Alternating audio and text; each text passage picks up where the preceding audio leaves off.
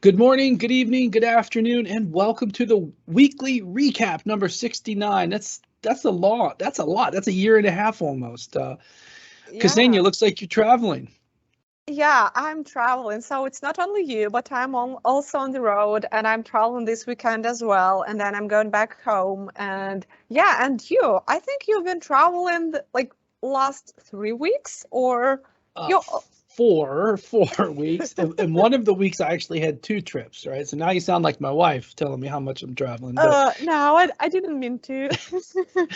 no, I'll tell you, there's so many events coming back up. We're scheming some. Of course, Veeam is coming up, and the events are coming back, and so it's nice to get back at it. Traveling has its own hassles, but we've had some. You've got some coming up, and it's just a new type of crazy time. That's for sure. Yeah, new normal. I call it new normal. It's normal, kind of getting back to it, but with some special. It's different. I like to say different but familiar. Oh, I like it. Okay, that sounds good. Okay, more familiar than different. Let me say it that way. All right, let's take a look at the content, shall we? Let's do. Okay, so I would like to start with this one. It's Chris Arsenault, and he put together a collection of scripts that can be used to automate the setup and configuration of the Veeam backup from Microsoft 365 Restore portal. So as you know, all the scripts, usually they've been published on Veeam Hub. And I just thought that it would be great to open it here and, just to show everyone. So the link in the post as well. And this is awesome. This is great. Yeah. And before I forget, Chris, I have a note right here. I'm going to be adding that extra Veeam session for you. I have not forgotten.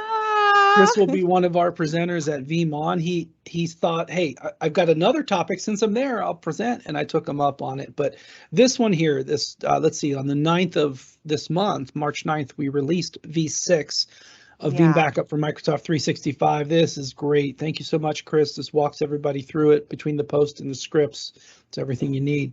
Yeah, thanks a lot. And I mean, I love everything what help you to simplify the work processes. So automation is a key.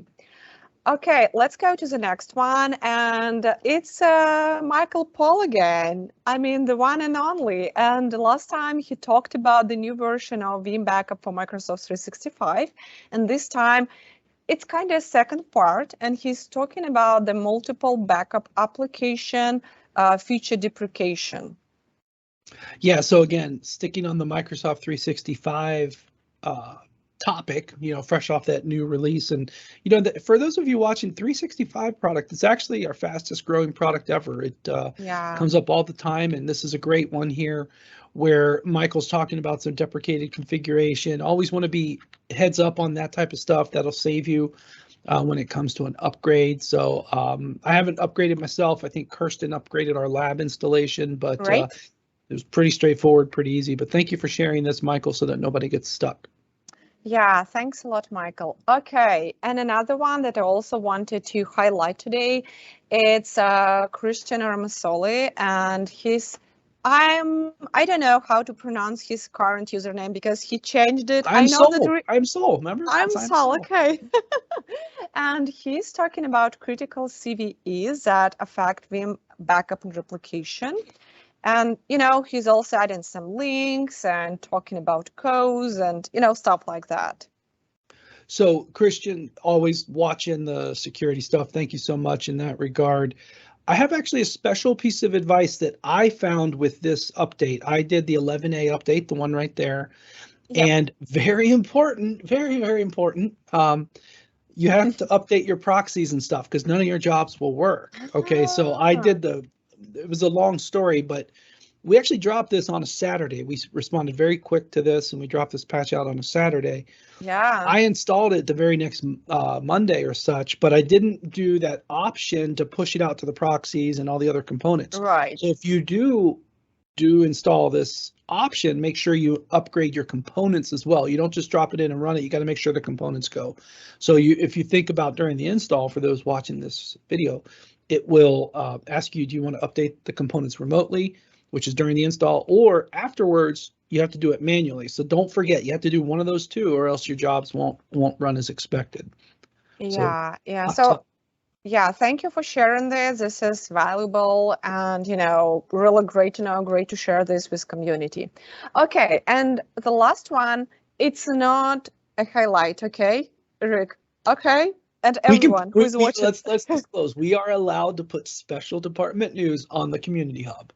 Yeah, so it's special department news, and we're trying something new, and I just wanted to share and bring more attention to this. So some of you know there is a functionality in Twitter Space, and we did something new. So we worked with Anthony Spiteri, my teammate, Rick's teammate. So he's on product strategy team, and we invited Chris Williams, who's AWS hero, vExpert, and also vBrown back host.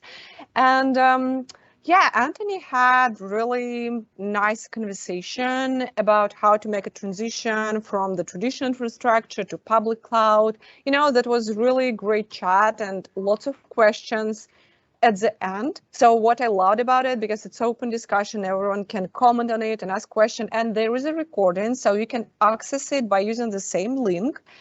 And I think it's going to be up for 30 days. So yeah, they're not forever on, but I think that the time is now to go ahead and replay that. And I've already schemed up an episode that I want to do, or a space, lack of a better word.